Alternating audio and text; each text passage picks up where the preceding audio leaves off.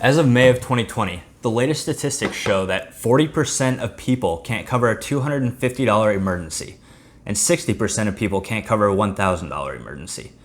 And the average unexpected emergency expense is $3,500. So if you're one of those 4 out of 10 or 6 out of 10 people, or maybe you just lost your job, what do you do if you run into this kind of situation? Do you put that expense or ongoing expenses on a credit card or take out a personal loan, both which probably have really high interest rates? Or do you ask to borrow from friends or family, which is bound to end in a sticky situation or worse? The fact of the matter is, if you want to start getting ahead financially, you need an emergency fund. Hi everyone, my name is Zachary Schleck, your personal finance coach, where my main goal is to help you win with money by gaining control of your personal finances. And in this video, we're going to be looking at all things emergency fund. How much do you actually need? Where should you keep it? And when should you use it? Stay tuned.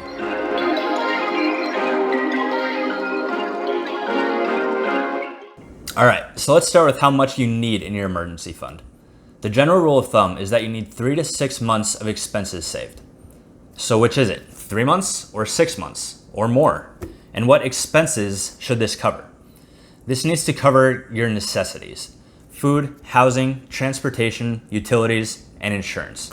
If you're already in the habit of budgeting, it's going to be pretty easy to add up what all of those come to in a given month. But remember that this is the minimum that you need to scrape by. Let's take a look at just a quick example. For food, this should be enough to cover groceries. Let's say it's $400. For housing, let's say it's a $2,000 mortgage payment, or maybe a $1,000 rent payment. For transportation, hopefully you just need to cover gas, maybe $100. But if you have a car loan or lease payment, you also need to include that. For utilities, you should be looking at your electricity, gas, and water, so maybe about $200 a month. Now, these utilities do not include cable, internet, or streaming services. If you're in a worst case situation, you can definitely cut these off. Insurance should include auto, medical, life, etc. We'll just say maybe $500. So if you add all of these up, you end up with $3,200, or only $2,200 in this example if you rent instead of pay a mortgage. And this is the amount of your necessary monthly expenses that you need to have saved. Now let's look at the second question. How many months of those expenses do you need to have saved? The answer is going to depend on the volatility of your job as well as your life situation. So let's look at my wife and myself as an example. My wife is a nurse and I'm an auto engineer in Detroit.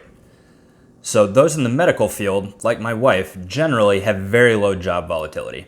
So my wife may need less funds to cover a long stretch of time without income. My job in technology is more volatile based on the current economic climate. So I may need more funds to cover a longer stretch of time without income.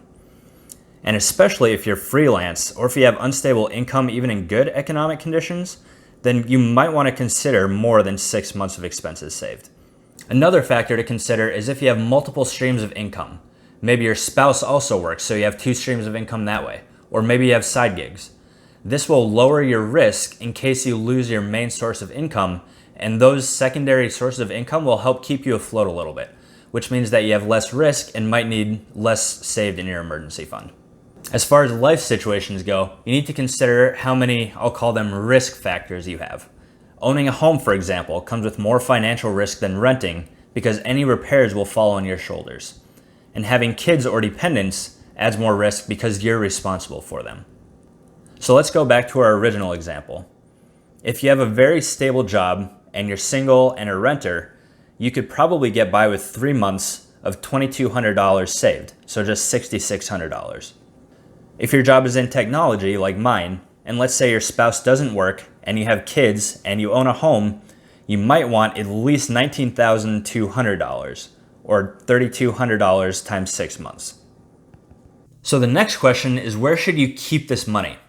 And really, where to keep it is not that big of a deal. Where not to keep it is more critical. Make sure that you are not using this money as an investment, because with an investment, as easily as you can earn more and more money with it, you could also lose that money. And with this emergency fund, the point of it is to be a buffer between you and accruing any high interest debt in the case of an emergency, and you don't know when an emergency is going to crop up. but there's a better chance that an emergency is going to crop up when the stock market takes a nosedive. And so you definitely want to keep this money out of any kind of investment. I would advise just finding a simple high interest savings account. And I like to say that this money should be out of sight, out of mind.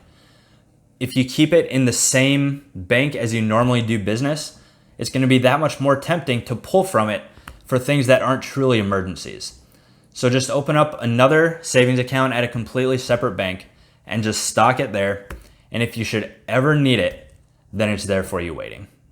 And that leads to the final question of when should you actually use your emergency fund?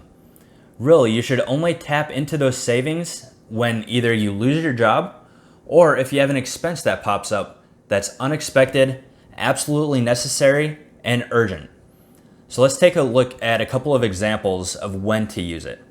Like I said, if you lose your job, it's okay to tap into it.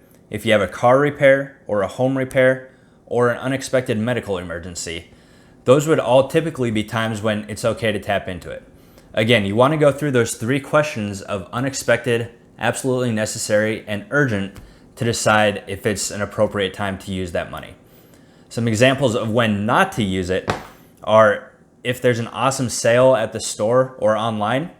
If you can't fit it in your monthly budget, then no. Christmas, last time I checked, it's the exact same time every year, and you have 11 months and 24 days to save for it. So that's a no.